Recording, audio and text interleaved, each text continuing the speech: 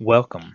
Thank you for logging in today to learn more about ArcFlash. I'm Nick Huffman, Electrical Practice Area Leader with McGill Associates.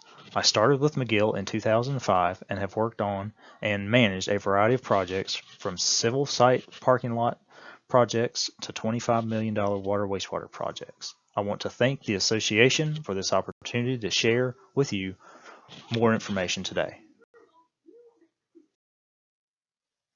So, on to the agenda today. What is an ArcFlash study? Why is it important to you? What can you do to protect yourself, your employees, and the operation of your facilities? What should you be getting from an ArcFlash study? Are all ArcFlash studies the same? And the action steps that you can take to help protect your employees, yourself, and your facilities. And any questions at the end of the presentation that you may have.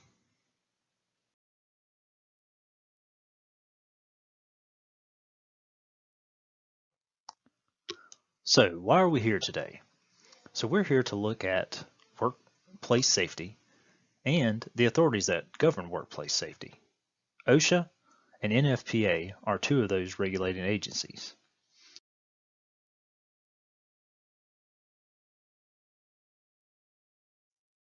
ArcFlash, what is it? Well, let's first talk about what is an electric arc.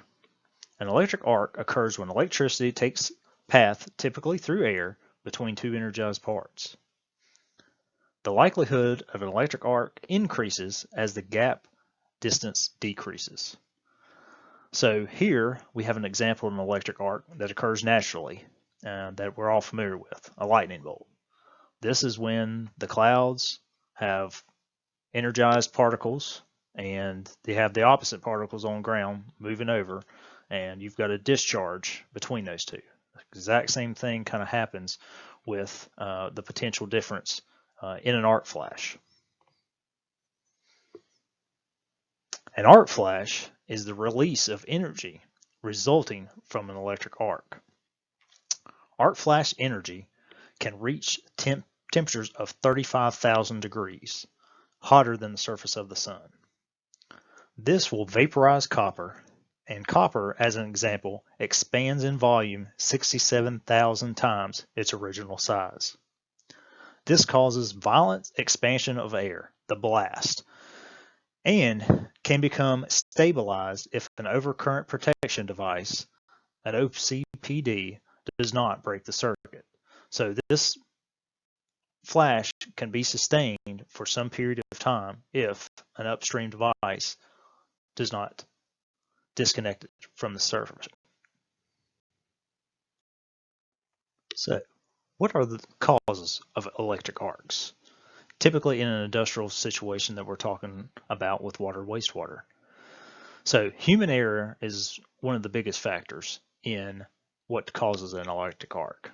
This human error could be distractions or interruptions while working on equipment, failure to use the proper tools for the job that you're working on, poor observation of the dangers that may be present, high workload or in a stress environment and you don't take time to look at the precautions or the workload plan as and follow it as step by step, things get left out. Complacency of being comfortable in the job. I've done this 1,000 times, nothing's going to happen to me.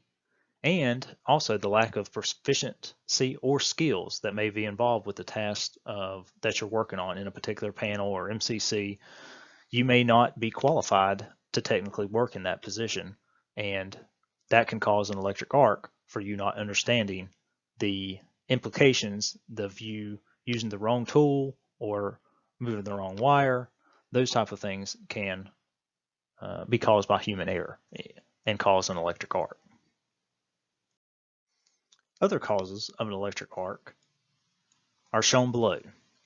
So these are actually real world examples that we have found while we have been conducting arc flash study field investigations into the system.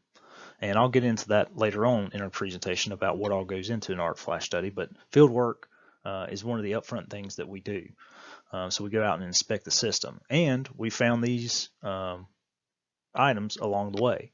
So one is animals living inside the enclosure. If you'll notice here, it's on the actual conductor itself, you've got a frog in there, and he kind of blends in with the ground of this particular generator enclosure.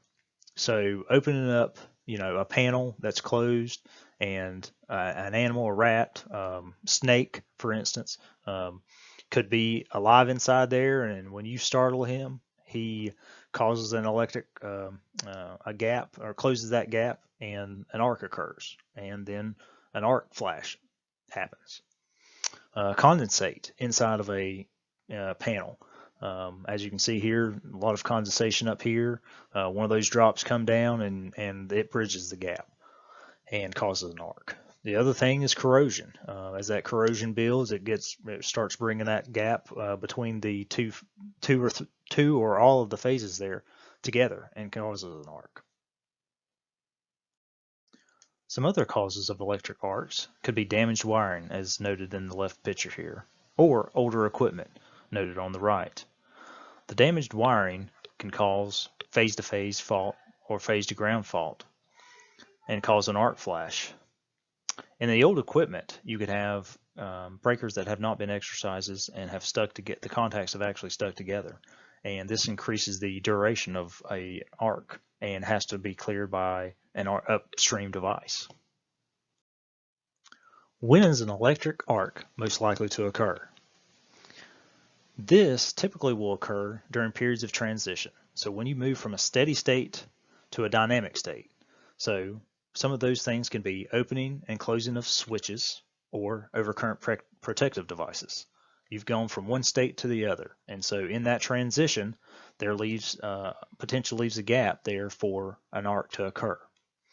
Touching live parts, i.e. troubleshooting, using your voltmeter or multimeter in an enclosure, and your leads bridge the gap between two energized conductors. So, here, which panel is safer to work on energized? The panel on the left or the panels on the right? In this case, there are no labels on these panels, so it would be hard to tell which one is actually more dangerous. The things that determine that are the level of incident energy available at each site, and the labels provide that information. And so it's important to have those labels to know if you are working on or providing any kind of testing at these sites, to know what type of personal protective equipment that you would need. In this slide, we've got two danger signs that would be typical around a water wastewater plant. You have a 208 volts, 480 volt sign. So the question is, does higher voltage mean higher incident energy? Well, not necessarily. So some of the factors that determine incident energy are the fault currents that is available at each site, the system voltage, and the elapsed time before an overcurrent protective device would interrupt that fault. So thus far we've talked a lot about arc flash and what can happen. So one of the things also associated with it, I mentioned briefly, was the arc blast. Arc blast are pressure waves, and your natural occurrence of this is, I'll refer back to a thunderstorm. The rumble of thunder that you feel is that pressure wave that lets out after the lightning strike has happened. And so depending on how close you are to a lightning strike, say at your house, that rumble of thunder shakes your entire house. Well, that's the pressure wave in an arc blast. And these things can cause hearing loss, collapsed lungs, broken bones, and other impact injuries.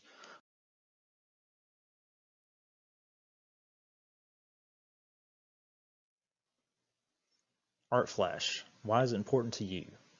So one of the reasons is the need to comply with OSHA. In section 29 CFR 1910.132D states, the employer shall assess the workplace to determine if hazards are present or likely to be present which necessitate personal protective equipment.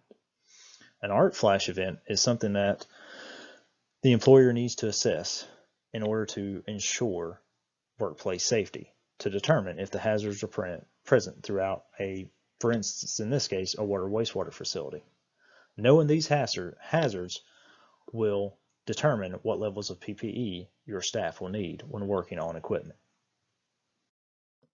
Next, complying with OSHA, on Section 29 CFR 1910.333A1 states, live parts to which an employee may be exposed shall be de-energized before employee works on or near them, unless the employer can demonstrate that de-energizing introduces additional or increased hazards or is infeasible due to equipment design or operational limitations.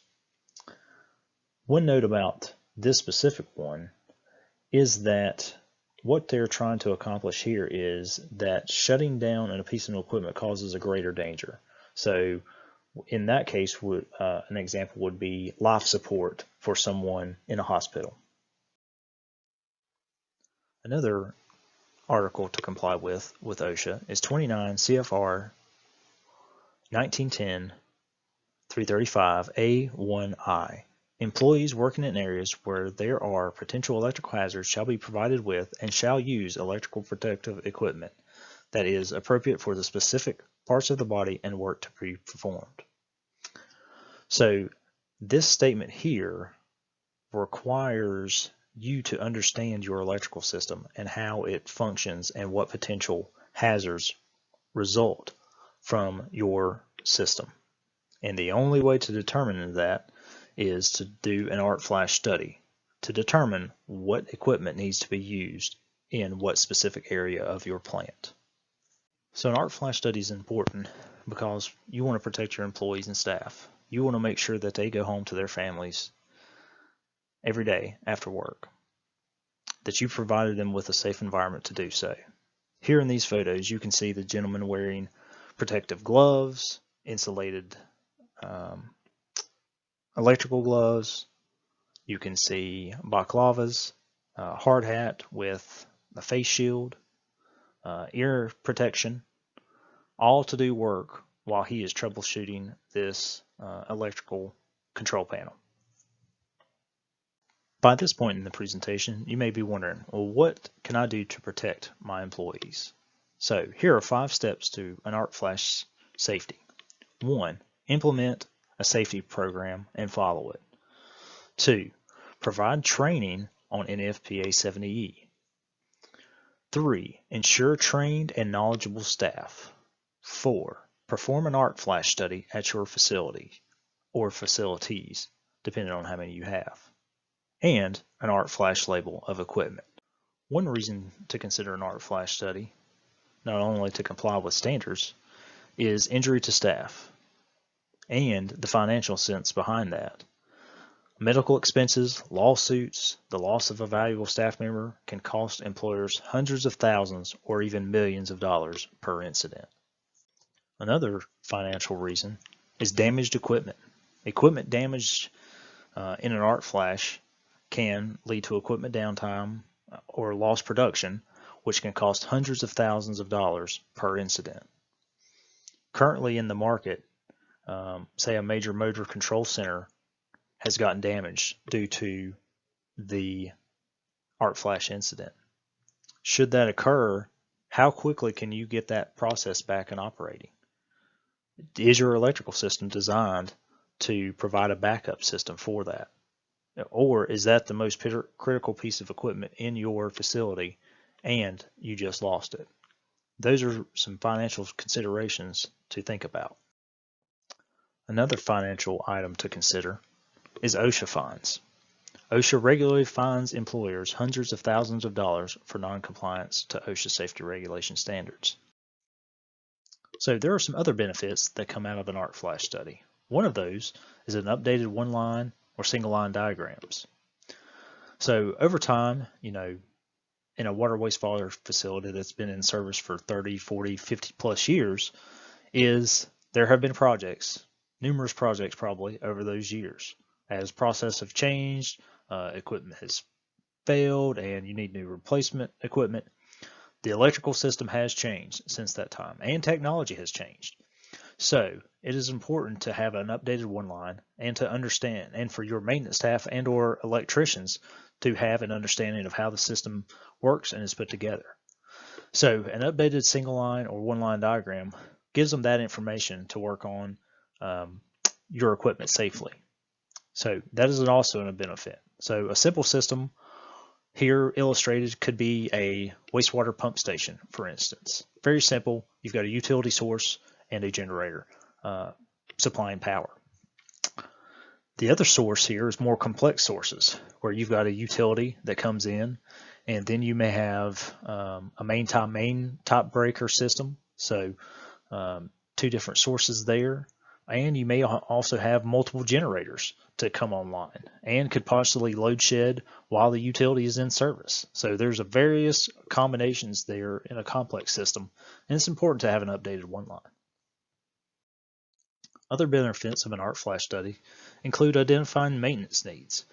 Going throughout your plant during the field investigation, we open up panels, look inside, check for corrosion, items that may have become damaged over time, things that we can visually see, and help identifying equipment that needs to be replaced. And you found out that when exercising a breaker or something that maintenance needs to be done. And so during this process, we can help identify those needs and plan for any future capital improvement plans that you may have.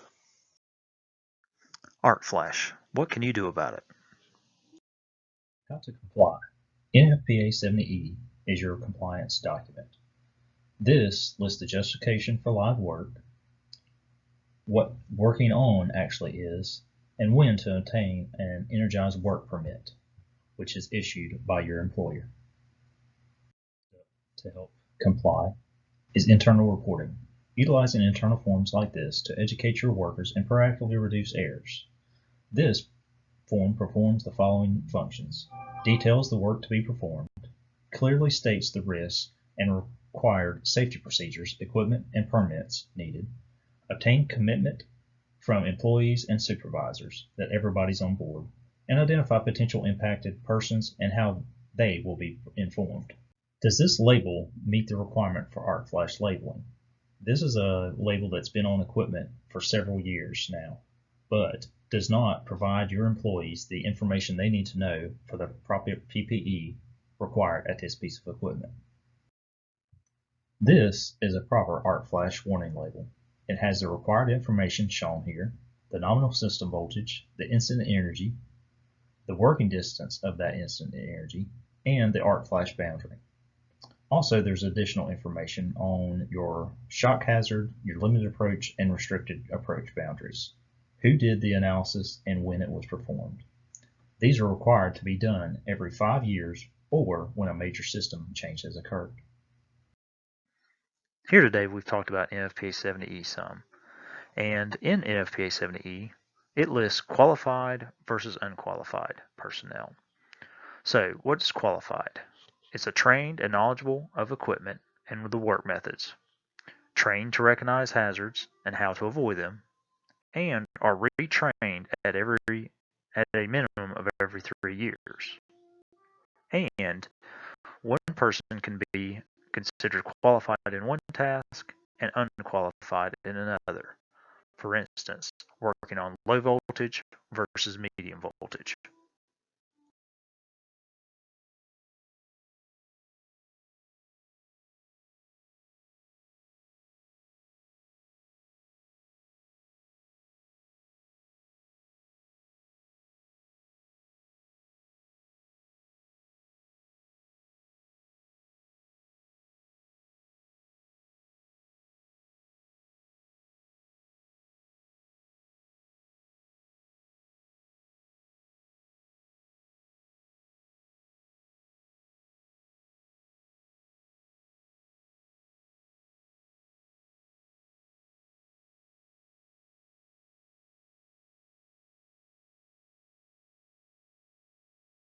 Working on energized equipment requires PPE.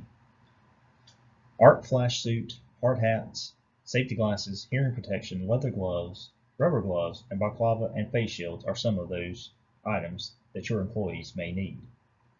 An arc flash study lets you employees know at each location what is required given the incident energy.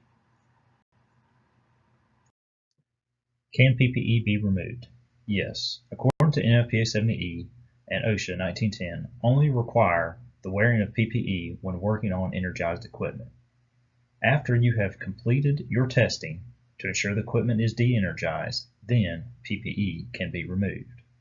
The triangle on the right shows the most effective to least effective, and PPE is the last line of defense for your employees. In order for your arc flash study to be valid, perform systems maintenance in accordance with NFPA 70B.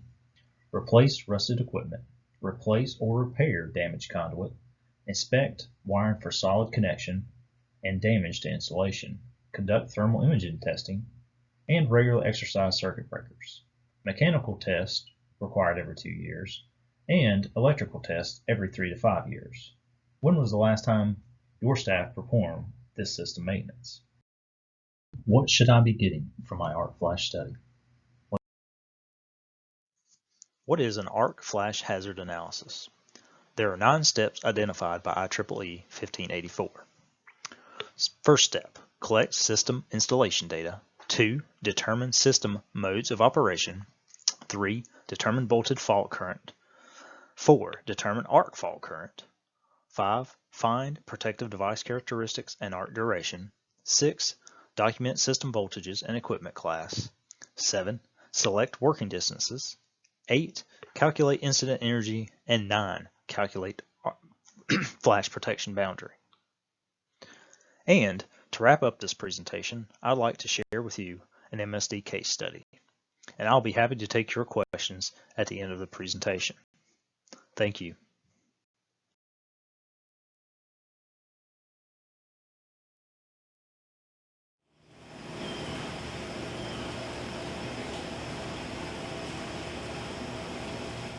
This is Phil Fisher with McGill Associates, and I'm here with Tim Coates of Metropolitan Sewerage District of Buncombe County. We refer to it as MSD up here in Asheville.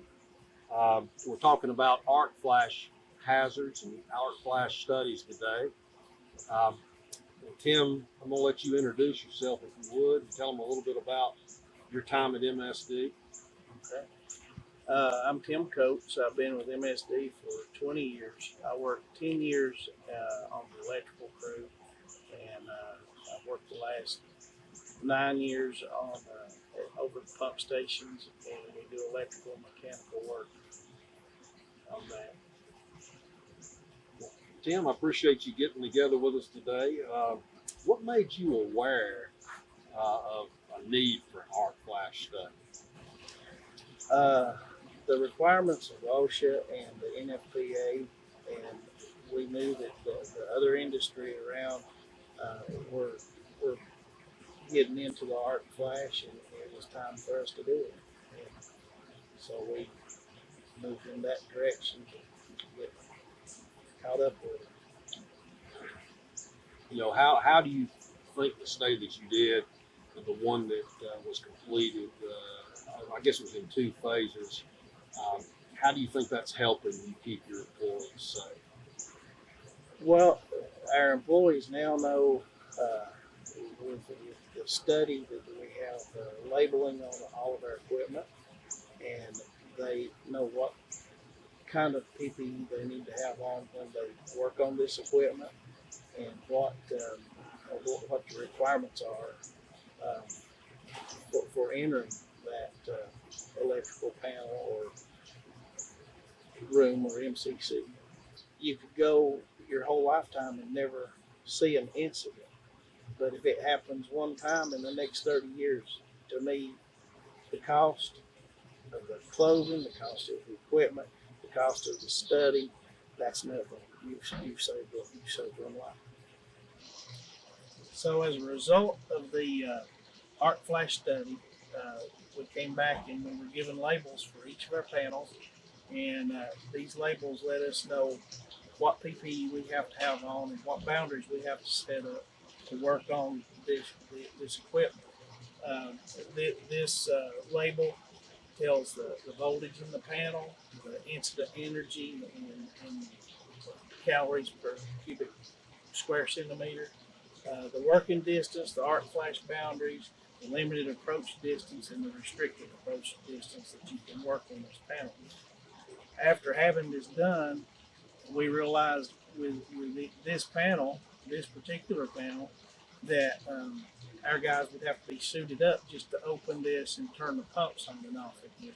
So we've done some modifications to this panel here after the survey, which make where we can open it up now.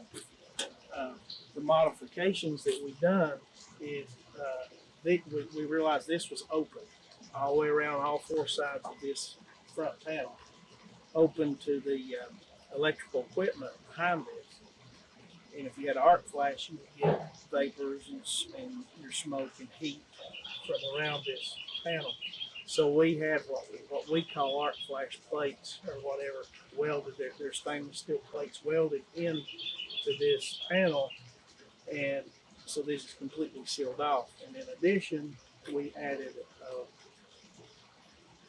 a voltage indicator, and this has this lights up and lets us know that we got voltage on the three legs coming into this panel. If we're going to work on it, we're going to go over on this particular one. We're going to cut the main off and come back and verify that the voltage is gone off of this indicator, but still in full suited up PPE. We're going to open this up, verify the absence of voltage with a meter, and once we verify there's no voltage at all in this panel, then the guys can take their gloves, their face shields, and hard hats, and the balaclavas off, and work this panel as dead. I want to thank y'all. Tam, I appreciate you coming out here and meeting with us today and bringing some of your staff and demonstrating some of the PPE and the things that are necessary to be able to work safely on this equipment and talking about arc flash hazards. If you wouldn't mind just again reiterating why you think this is important. The main importance of this is that you get to go home to your family at the end of the day, even though that it adds more time to your job. What seems to be aggravation and money, the cost of having this done, you go home safe to your family. Well, I appreciate it. Thank you. Thank you.